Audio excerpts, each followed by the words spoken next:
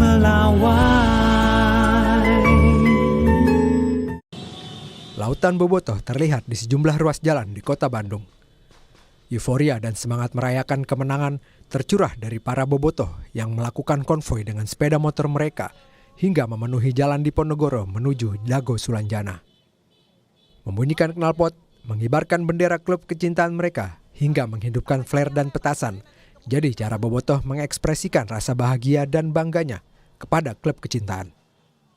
Akibatnya, jalur menuju arah Dago Cikapayang tersendat dan hanya bisa dilalui satu arah. Jalur Dago Cikapayang dan flyover Surapati jadi titik utama konvoi bobotoh di kota Bandung.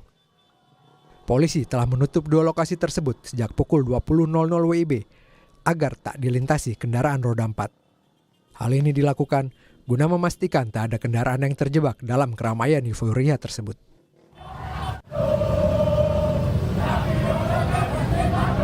Di kota Bogor, ratusan supporter Persib Bandung juga melakukan konvoi setelah Persib mengalahkan PSM Makassar pada pertandingan Liga 1.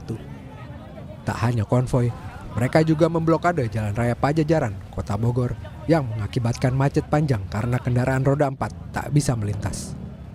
Ratusan supporter Persib Bandung ini melakukan perayaan di Tugu Kujang dan Jalan Raya Pajajaran dengan menyanyikan yel-yel, juga menyalakan flare hingga membunyikan knalpot sepeda motor mereka.